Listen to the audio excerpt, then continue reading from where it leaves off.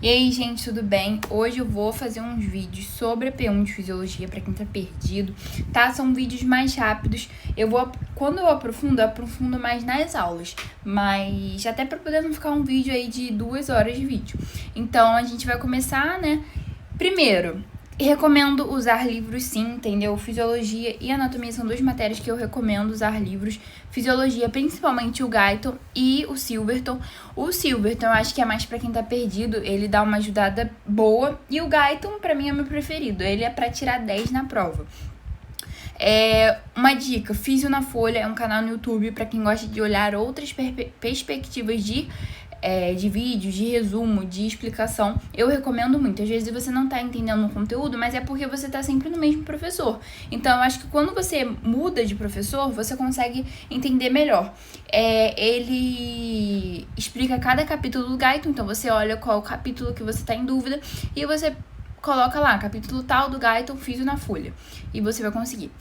Então, vamos lá. O que a fisiologia vai estudar? A fisiologia vai estudar todas as funções mecânicas, físicas e bioquímicas dos seres vivos. Ou seja, tudo, né? E a gente fala até que a gente não consegue separar, né? Bioquímica, histologia, anatomia e fisiologia. Porque a fisiologia é isso tudo, né? E na fisiologia a gente vai sempre focar na manutenção da homeostasia, ou seja, no equilíbrio para todas as funções do nosso corpo funcionarem bem. E assim, o equilíbrio que a gente fala, né, essa homeostasia, né, e eu já até começo na segunda pergunta, o que é homeostasia?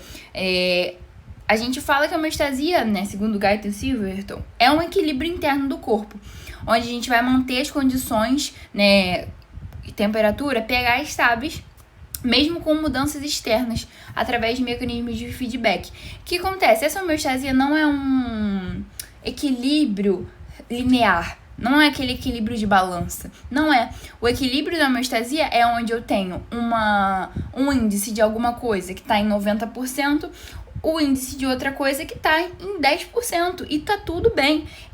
E o corpo da pessoa tá funcionando normalmente, porque esse é o nosso equilíbrio. Não é nada tipo, não, porque o nível desse hormônio tá 50%, então o do outro hormônio também tem que estar. Não é assim, sabe?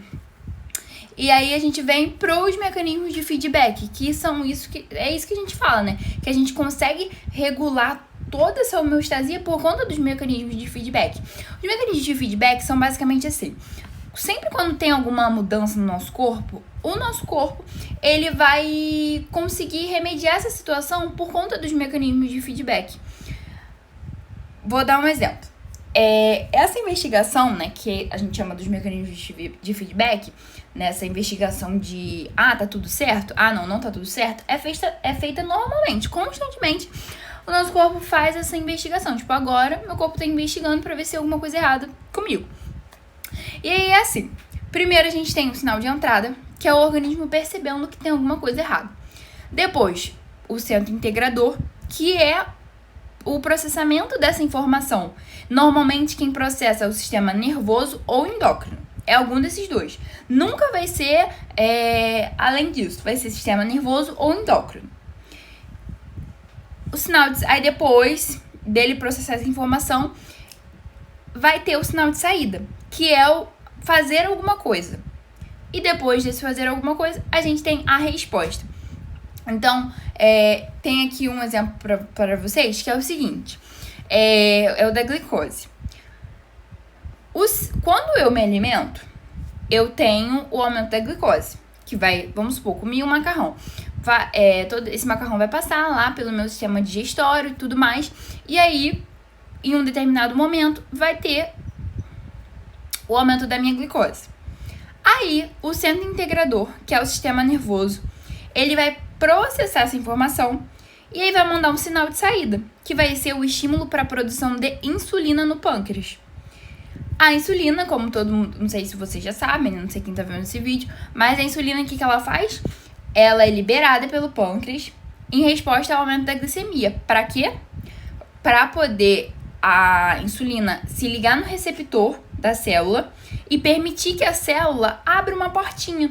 Essa portinha vai permitir que a glicose que está na corrente sanguínea entre dentro da célula. E aí, se a glicose não está na corrente sanguínea e está na célula, a gente tem uma diminuição do índice de glicose no sangue. Esse é o principal objetivo da insulina.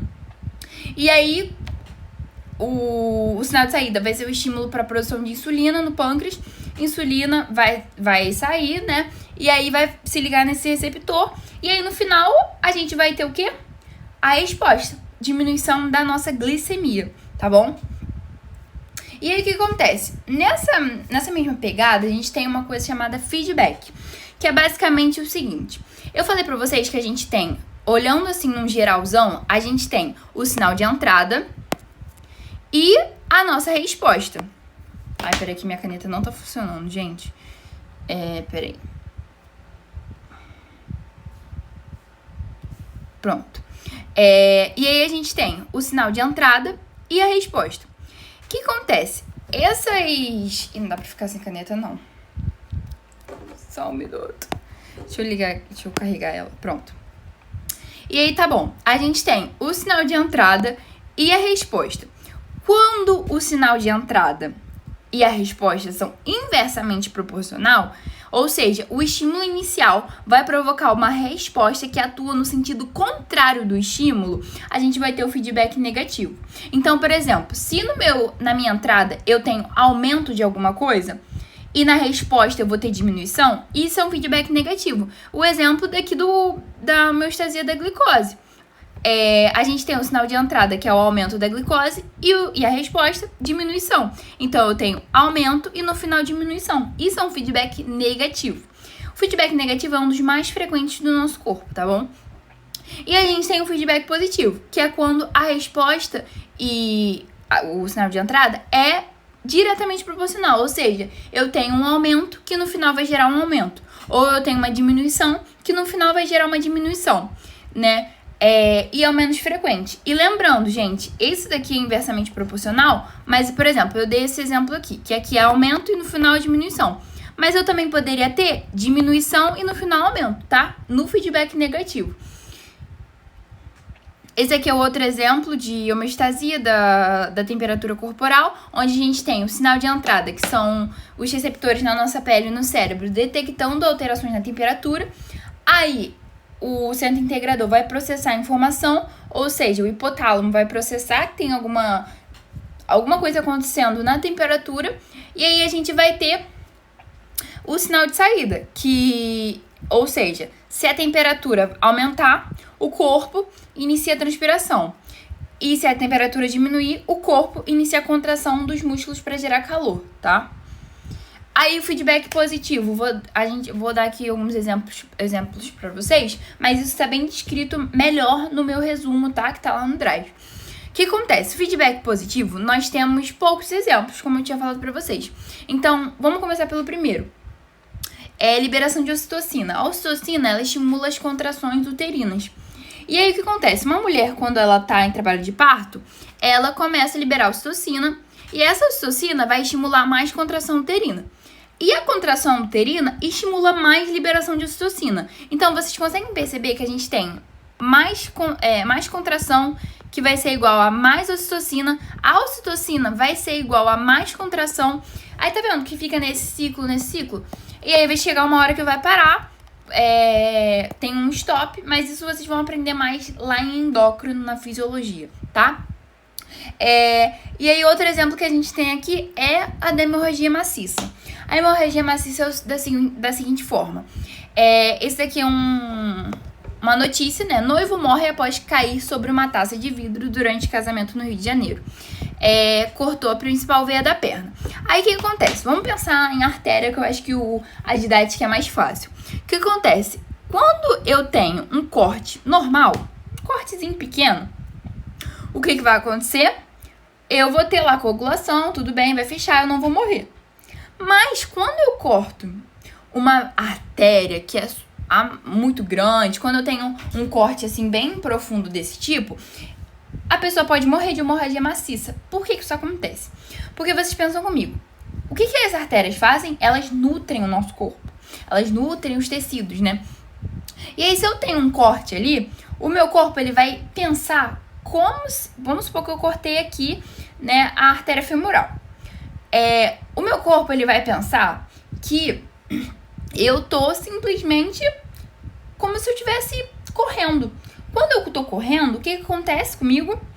Eu tenho uma queda na oxigenação dos meus tecidos da perna. Esse é o que acontece quando eu tô correndo. E aí, o que o corpo faz?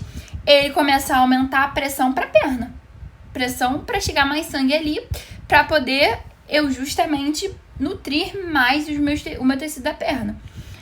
E aí, é a mesma coisa que acontece quando tem um corte ali na artéria, em alguma artéria principal. O meu corpo, ele imagina como se eu estivesse precisando de mais sangue. Porque, querendo ou não, quando eu tenho um corte, eu paro a circulação dali, a circulação fica prejudicada.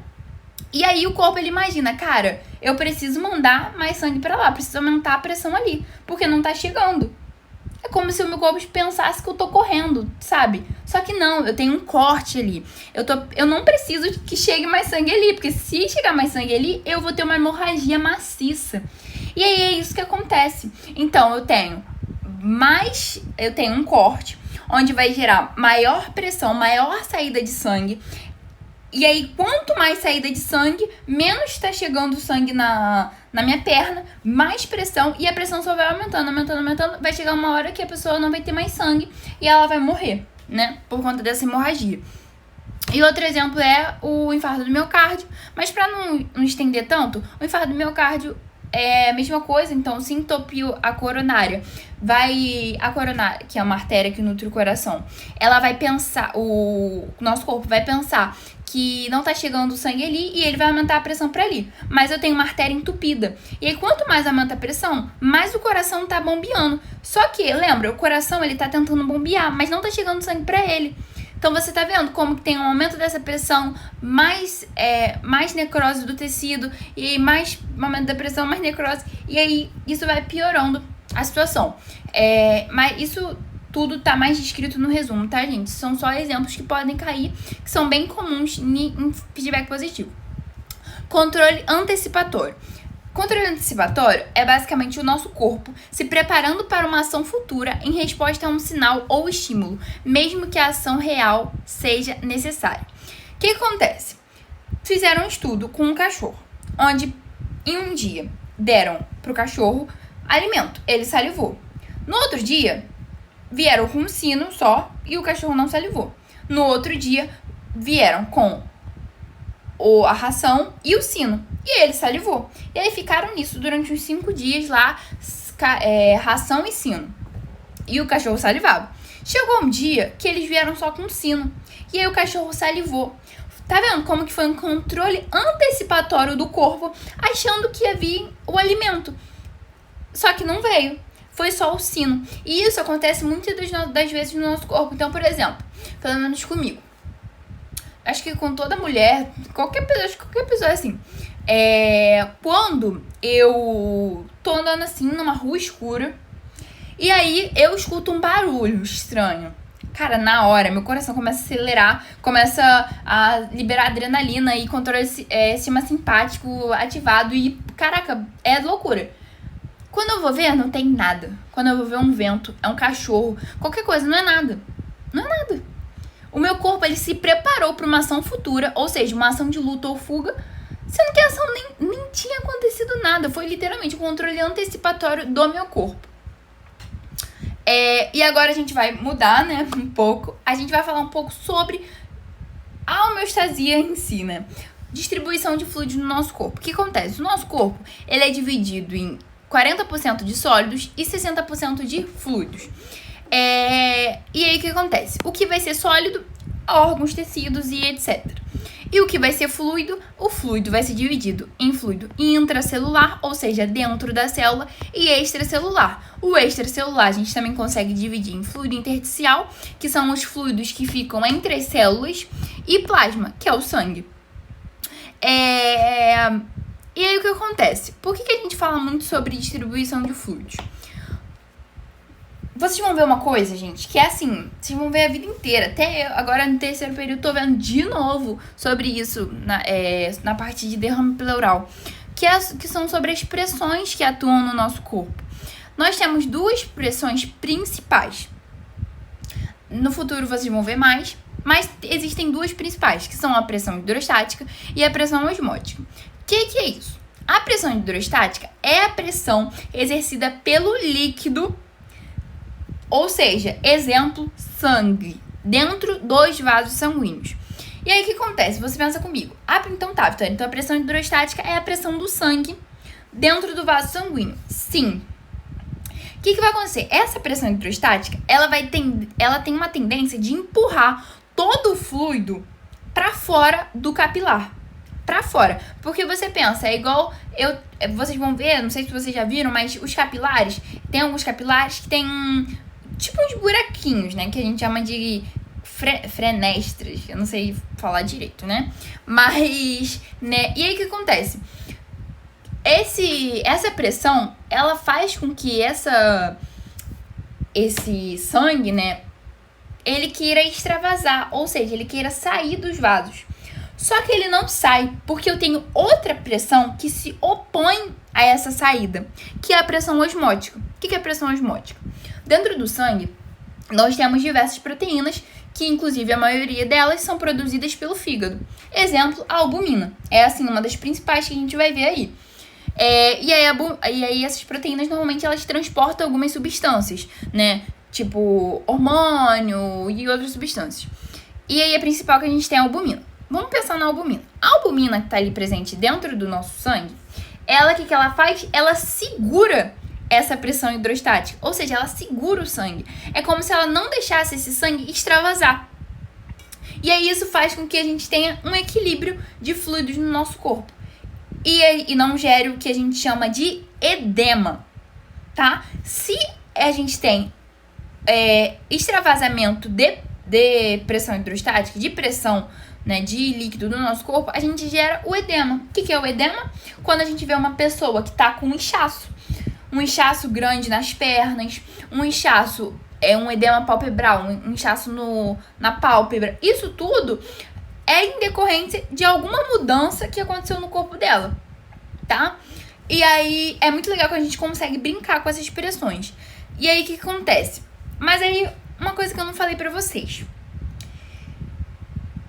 Essa pressão osmótica, ela não é capaz de segurar tudo.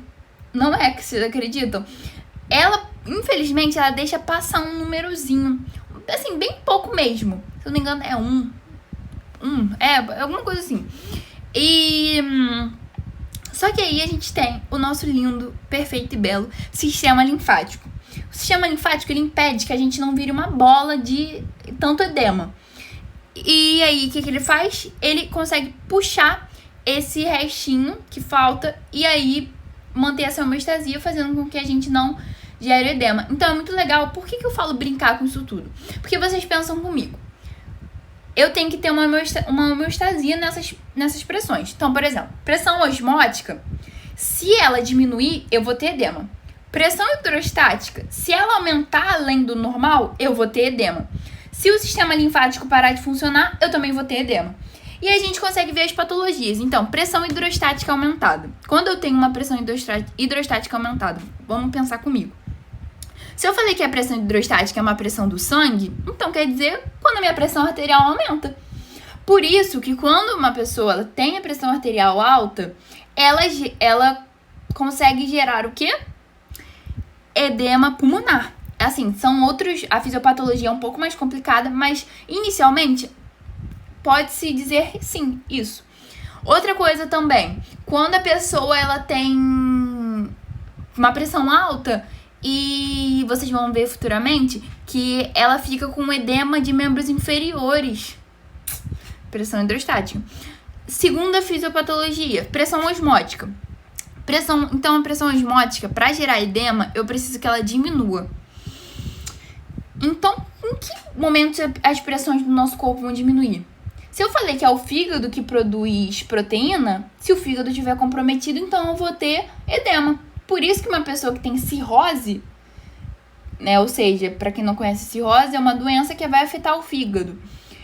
Ela tem ascite, que é a barriga d'água, ela fica com a barriga gigante. Isso tudo é edema. Outro momento também, quando os nossos rins estão comprometidos, e aí você começa a ter proteína na urina. Vocês vão ver que tem algumas doenças que geram proteína na urina. A pessoa fica com edema palpebral, fica inchado. Perdeu proteína, pressão osmótica diminuiu. E sistema linfático, a gente tem algumas doenças que afetam o sistema linfático, também vão gerar edema, tá? E agora a gente vai para tonicidade. O que acontece? Nós temos como se fosse né? Nós temos líquidos nas nossas células. E nossas células, elas podem perder e ganhar água. Quando uma célula, ela não muda o tamanho, né? E aí fica ali no equilíbrio, ela é uma solução isotônica. Se a célula ganha água e incha, solução hipotônica. Agora, se a célula perde água e murcha, solução hipertônica. Então, olha, como assim? Vamos lá. A pessoa está desidratada. Ela perdeu água e murchou. Ela vai estar, com pouca água. Solução hipertônica, ok. Se a célula... E aí, se a pessoa está desidratada, ela está com pouca água na célula. Eu preciso que ela ganhe água e enche essa célula. Então, eu vou dar para o paciente uma solução hipotônica.